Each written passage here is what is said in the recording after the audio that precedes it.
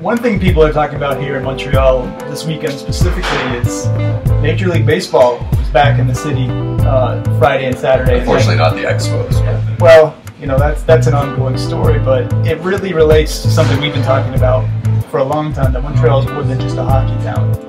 And we here at Hoops Lounge have really been pushing the passion of basketball in our city, having several NBA players and a lot of great college and women overseas who are actually amazing basketball players, really representing our city and province well, and our country for that matter. And so one interesting thing that came up this week was there's a website called MTL Blog here in Montreal, a very popular website, and they had an article written kind of piggybacking on an article I wrote a couple of years ago about why Montreal is an NBA city and an NBA market.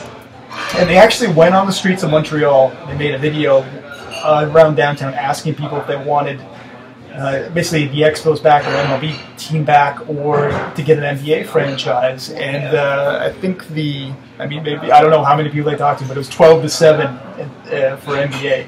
I'm not going to say I'm that surprised, and it also brings a smile to my face. Yeah, it's nice to get some publicity. And you know what? I'm glad that 90,000 people showed up at the Olympic Stadium to watch baseball. Well, it shows as a city we can support many sports, many franchises. I'm gonna read something here. I don't know, not to cut you off. It's from the new commissioner of Major League Baseball, and it really relates to something we've been talking about for a while. And I'll read it just word for word. The exhibition games last year and how well they were attended, and at least the early reports on the games this year demonstrate a real interest in Major League Baseball and in the Montreal market. We find that to be very interesting and exciting. According to Manfred, exhibition games in non-MLB cities are an important litmus test to the potential viability of a baseball market.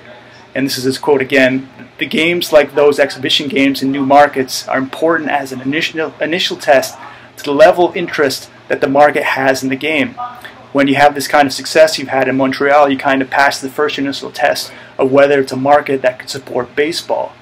I have to piggyback on that and say that the NBA has been coming back to Montreal for 4 consecutive seasons, and we're the only city in the world that it keeps coming back to, because they're testing us as a potential new market for them, because they see that we're selling out games here. In fact, someone was telling me earlier that the preseason game this year in Montreal was the most financially successful preseason game they had in the world as well. And I think they're playing in cities like Shanghai this year. So it just speaks to the volume of how many people love sports beyond hockey in our city. Well, you can just walk down the streets of Montreal, see between the baseball caps and jerseys, and just going to sports bars where it once would have been very prominent to see just hockey games, and now you see basketball games, and it's not by special request. The owners realize that this is going to create a draw for their customer base. Yeah, there's a lot of things. It's actually part of the We the North movement too. There's a lot of Toronto Raptors fan base here in the city. Basketball fans in general, it's a very interesting mix, because since we don't have a team here, people kind of flutter to the franchise. And I remember one time last year, because I see people walking around in jerseys and hats and stuff from the NBA all the time, pretty much every day. And I remember one day I saw 2 different people within a 2-minute walk wearing Kobe Bryant jerseys. Yeah, I was about to say, there are a lot of Toronto Raptors fans. I see a lot of Lakers, a lot of Celtics. A lot of Knicks, a lot of prominent Brooklyn. East Coast, and obviously West Coast. I'm talking about the Lakers, but the storied franchises do ring well. I've even seen a bunch of OKC stuff. I've seen some Memphis Grizzlies stuff. And to be honest, as big as a fan of baseball and the Expos the city is, I'm not sold it's not more of a nostalgia thing than a real life. Like, if they both came back, like somehow there was an investor and we got the Montreal Expos and we got the Montreal, whatever you would call the NBA team, I think long term the NBA team would do better. Well, here's an interesting, because I mean I talked about on Twitter and elsewhere a lot about this on the weekend, and someone made a really good, interesting point to me, saying, you know, the Montreal Canadiens, who would be basically, you look at, people only have so much money in their pockets, so in the winter months, you know, money goes to Montreal Canadiens tickets, but the issue is that they have a long-serving fan base. A friend of ours knows someone who's been on the waiting list to get season tickets since the 1990s. Yeah, just because you have the money doesn't necessarily mean you can acquire a ticket for it. That's what I'm saying. You know, you can't get tickets. If you want to get the cheap seats, you're paying something like $100 for two, and the cost of beer, et cetera, et cetera, et cetera. So what my friend's point this weekend was, if the NBA does it right and makes inexpensive tickets, you're going to be able to get people going to games because they can't afford to go to hockey games. I don't think they have to even make them that inexpensive. I think they're, like, to your point, there's enough people that even would be willing to pay top dollar, just don't have the ability to purchase the tickets they want. Right? And so if you're a fan of both sports and you're never able to buy a ticket to see the Montreal Canadiens, why not go see the Montreal, whatever they call it? I mean, the author of the article that we're reading on MTL blog, TJ Blinn, was even, I forgot it was him or someone else in the article saying you can just call them the Montreal Expos basketball team. And I don't think you can go that far. I think there's too much history in the association between baseball and that name. But hey, if UP made his jump to the Montreal Canadiens. Yeah, that took 2 years of paperwork. I don't think that would ever happen. But, I mean, some other interesting points. Brian Wild at CTV made a great point to me, because he's a big supporter of having NBA in the city, by the way. He made a great point that the Canadiens' practice facility in the southern suburbs of the city is easily convertible to both a basketball arena or to a hockey arena. Keep in mind, like, the MLS team here uses that too. So logistically, the Bell Centre is one of the best arenas in all of professional sports. Well, that's a huge argument into itself, right? You do not have to build a new arena where you would, because they've done estimates of the Big O. If you brought baseball back, it would cost $250 million to fix that puppy up. And I occasionally hear people say, well, you already got the Habs playing there. I'm like, well, I used to live in Los Angeles. We had the Clippers, the Lakers, and the LA Kings in one arena. You can do two sports, no problem. Well, sometimes they say it's because of the shows, because the Bell Centre does host a lot of shows. Well, you can plan around that. I mean, look, if you're booked every day, that's money, right? And if you do that well, it's going to make for a profitable organization, and it'll bring jobs. Well, the thing is, too, is that the NBA, and Bill Simmons makes this point very, very well, that the NBA is a star-driven league. You know, you have LeBron James, you have Kobe Bryant, these guys, Tim Duncan's coming to town. Your tourist, there's a lot of tourists, and says your run-of-the-mill fan is going to come out to see these superstars. That's not an issue at all. So the game sells itself in this city. And speaking of selling, I've had a bunch of conversations in terms of where these tickets for the Montreal Canadiens actually go, right? Yes, there are a lot of them go to the businesses. Go to businesses, out-of-town businesses as corporate handouts. You bring someone in and you want to show them a night on the town, you go see a Montreal Habs game. But, if you have an American business coming from out of town, are they more likely to resonate with a hockey game or basketball game? It's going to be basketball. And by the way, if this does happen, I presume it'll happen 5 or 7 years down the road. The thing is, there's no teams available right now, and we're in line behind teams like Seattle. And it was supposed to be like the Milwaukee Bucks at one point, but now they're just... Keep in mind, we're in line somewhere behind Seattle. I mean, they're first in line, but if we do get a team, we've got our own Drake in this city, and I don't think enough people realize this, but Win Butler of Arcade Fire is a basketball fanatic. He was a star player growing up. He was at the NBA All-Star Celebrity Game a couple weeks ago in Brooklyn.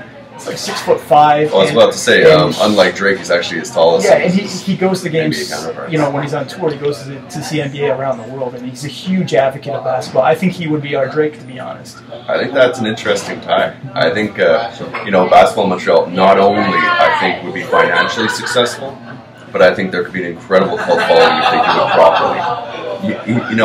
There's a huge European mix here as well, right? The city is very, very diverse. So, the fandom that comes from European basketball, such and such, I just think it's an easy win. I think the population's there. I think I just think the population has to be a little bit older. I think the fan base is hardcore, like 15 to 25, 15 to 30. I just want them to be a little bit older so they have more money in their pockets to spend on these teams. But to your point, if you do make it affordable, like if you made a 3-year plan saying, okay, we realize that the majority of our fans are going to be, 35 and under, we'll say for now, and maybe still scratching the surface of their economic potential. Let's have a 3-year plan to sell out every game, maybe drop the price $5 for what we would have charged a ticket, but create that atmosphere. Because, if they're affordable tickets, people will go. I mean, if you have $20, $30, $40 tickets, that's something fun to do. Yeah, and you know, and you're not freezing your butt off at a stadium either. You know, I often get people saying, "No way, Montreal's not it's a hockey town through and through." And those people who tell me that, I literally want to take them by the hand and drag them to an NBA preseason game here. Because it's just something absolutely special. The energy in that arena. Well, the blinders are sponsored by Molson X, right? Yeah, I mean, just the energy in that arena for 2-3 hours nonstop. It's just a fun environment to be in, and it's something special. And I mean, I talk to people around the NBA, a lot of people, and I've been told, you know, behind the scenes, they really want to continue that situation coming back. I think it's more than that. I mean, we went to not long ago to meet Harrison Barnes at Fairview Shopping Center in West Island of the city. And it was packed. Oh yeah, there were tons of people. And you know what? I live around that area, and I see where different events come, different, you know, superstars, whatever. That's the most packed I've ever seen. And Harrison Barnes, he's the, I mean, I love the player, but exactly, he's not a household name. Yeah. It just shows people's affinity for the sport. Yeah. And you know, when you walk down like Mile End, just go to little back streets. There are tons of basketball courts everywhere. Well, I mean, the story I tell everyone is when Phil and I first met, we did a photo shoot. We ended up shooting it outside in the snow. It ended up turning out really amazing. But the reason why we shot it was in the winter, like January or February, a couple of years back, is because we called up a bunch of our friends. We called up a bunch of gyms, and we couldn't find a basketball gym open in the city because it's so popular in the city. That, I mean, these stories come out of the woodworks. We have a friend of ours, his father has run a Filipino basketball league in Montreal since 1977. Which is incredibly popular, by the way. We're not just talking like a bunch of guys having a couple beers. This is, I was actually having a conversation last night with a friend who has a cousin in one of the leagues. She said there's something like 8 prominent Filipino leagues, and that's just on one level. Mm-hmm. I mean, most high schools that I know have at least beer leagues or alumni games weekly. We're not even talking about AAU ball. Like Brookwood Elite is doing something really special. They've got guys like Ken Birch, who's an alumni. He should be he's right in the NBA D League. He might get called up within the next few weeks or be in the NBA next season. And plus guys like, you know, Sam Dallenberg, Joel Anthony from it. This is the beautiful thing. Montreal's never had an NBA team, yet we've had a number of NBA players. It's very, very rare for any city that's never had an NBA team to actually have guys in the league. Okay, but I'll ask you this question, just to throw a little curveball in. When people talk about Montreal potentially having a team, the city that always gets brought up is Vancouver. If you had to make an argument and you're standing in front of the board of directors, what's your argument of Montreal or Vancouver? It's the most unique culture in North America. I think the players would absolutely love it, and I hate to say it, but Vancouver's already had their chance. I would say give Montreal a spin first. And I got to mention this too. The guy who was the first owner of the Toronto Raptors when the franchise was inaugurated, 20 years ago, was at a conference 2 weeks ago, and he said within the next few years, Montreal and Vancouver both will have franchises. Oh yeah. Yeah. Well, I think we can both agree that probably Seattle's first on that list. They are, and they deserve their team back. And I've heard some rumblings of Kansas City as well. But I think there's a few markets. St. Louis had an ABA team. Kentucky could have a basketball team. There's about 5, 6, 7 places in there, and I think Montreal's somewhere in the middle. But like I said, the fact that they keep coming back here every year is a sign that they're really locked in seeing what they can do with this. Absolutely. All right, well, let us know what you guys think. Yeah. Is Montreal a basketball town? And more than just, do you think it's cool if they would show up? Would you pay money to go to these games? Because that's what matters, right? I mean, we could all say, I would love to have this franchise, I would love to have this franchise. But you have to put your money where your mouth is. 41 games a year. That's a lot of loonies and toonies. And don't forget job creation. Yeah, that is true. Between concessions, between parking, between this. Merchandising, beer ticket sales, all that stuff. And I think seeing what happened this weekend, where people were going to the Olympic Stadium to see baseball, while I was walking around the city during that game myself, people watching Habs games, watching all kinds of other stuff. While all this is going on, it really spoke to me that Montreal is much more than just a hockey town. Yeah, and on top of that, let's not pretend it's a tough drive. I mean, if players go to Boston, Chicago, New York already, and I really think, as a closing thought on my part, that not only is it a great opportunity, I think the NBA is eyeing for Montreal or Vancouver, in fairness, because I really think if you've looked at where they've pushed their intent lately, they really like that international appeal.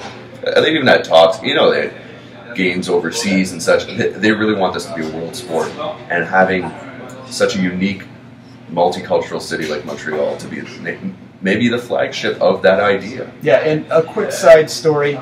2 summers ago, randomly, well, I think they kind of thought it through, but the Detroit Pistons, half their team, got on a plane and flew to Montreal and just spent a weekend here hanging out.